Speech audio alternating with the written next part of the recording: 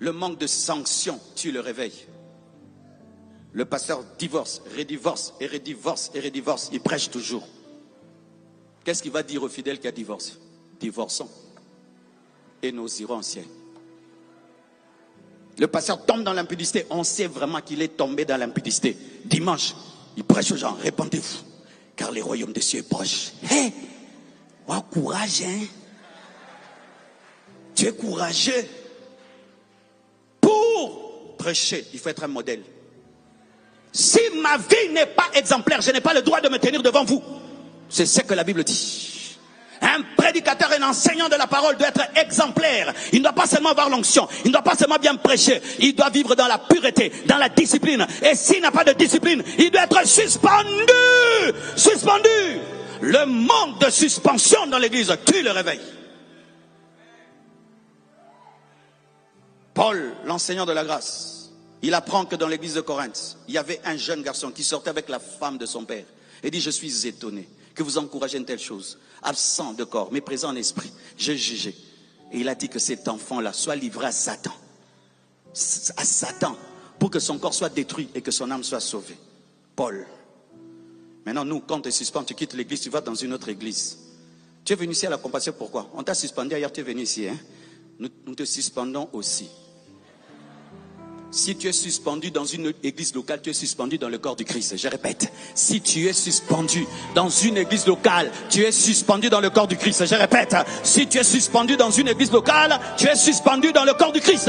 Pasteur, arrêtons ces choses-là. Un pasteur suspend son fils spirituel afin de le discipliner. Toi, tu le reçois parce qu'il chante. Il chante mais dans l'impudicité. Il chante mais dans l'adultère. Et il rend impure l'église. Et qu'est-ce qui se passe dans l'église? Si on permet que eux qui passent devant fassent n'importe quoi, et alors nous? Si eux qui prêchent, ils font n'importe quoi, ils continuent à servir Dieu, et alors nous? Et le péché entre dans l'église. Chaque fois qu'il y a un scandale dans l'église, et il n'y a pas de suspension, la tolérance entre dans l'église. C'est pourquoi il faut avoir même l'autosuspension. L'autosuspension, oui. Tu commets une erreur. Avant même qu'on te suspende, tu dis, je m'assieds. Je m'assieds. Je ne peux plus prêcher.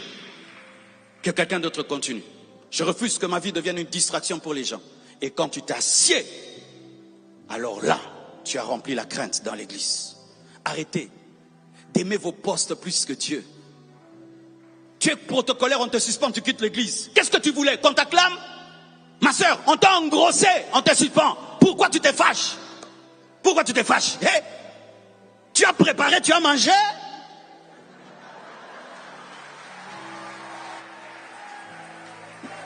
Mais tu as mangé? Et puis, pourquoi on te suspend? Tu veux quoi? Qu'on te laisse chanter avec une grossesse? Et que chaque fois que tu chantes, on te dise qui est le papa? Qui est le papa? Qui est le papa? Qui est le papa? Qui est le papa? Des choses que vous voulez qu'on tolère à l'église. Vous voulez quoi? Qu'on fasse des boîtes de nuit appelées Jésus? Non, je ne comprends pas. Tu commets le mal, on te fait asseoir. Tu es fâché contre les gens. Les gens t'ont poussé à faire ça. C'est toi-même qui as fait ça. Accepte les conséquences et tais-toi. Tu as commencé à parler dans l'église. Il manque l'amour. Et toi, tu avais l'amour quand tu as fait ça. Toi aussi, tu nous as blessés. Nous aussi, nous sommes blessés par ton péché. Oh, il manque l'amour, il manque l'amour, il manque. Et toi, quand tu péchais là, tu ne pensais pas à nous, que tu allais nous scandaliser. Ça aussi, c'est l'amour. Des gens qui pêchent et puis qui culpabilisent toute l'église. Mais tu es courageux. Quel courage tu as? On te suspend. Tu commences à venir à l'église fâché. Regarde-moi ce gars. Regarde-moi ce gars. Tu es fâché de quoi? Regarde-moi. Qu'on change la doctrine pour toi seul. Fâche-toi comme tu veux. Quitte l'église comme tu veux. On ne va pas changer. Oui, quitte. Si tu quittes, tu quittes. Quelqu'un te remplacera l'autre dimanche. D'ailleurs, 20 personnes. On reçoit combien de nouveaux les dimanches? Un parti, 50 remplacés à l'instant. Tous ceux qui partent sont remplacés chaque dimanche. Les gens avec nom sont toujours remplacés par les gens sans nom. C'est pourquoi on ne sait pas qu'ils sont remplacés.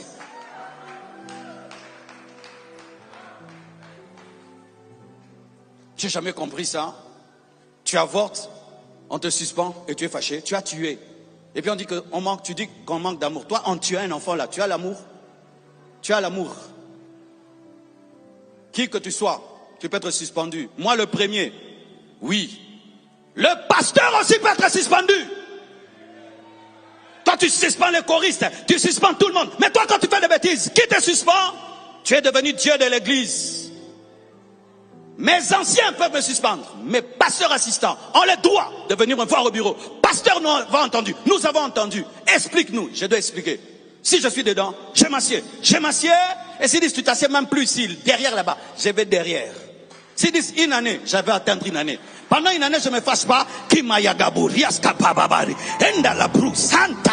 je reviendrai, je reviens restauré avec la sainteté, avec la puissance de Dieu. C'est ça la Bible, c'est ça l'église. Lorsque des gens qui ne peuvent plus diriger continuent à diriger, ça tue le réveil. Lorsque les gens qui ne peuvent plus monter devant continuent à monter devant, ça tue le réveil. Chaque fois que tu commets des péchés secrets, même si on ne t'a pas vu, suspends-toi, refuse. J'étais un frère à l'église très respecté.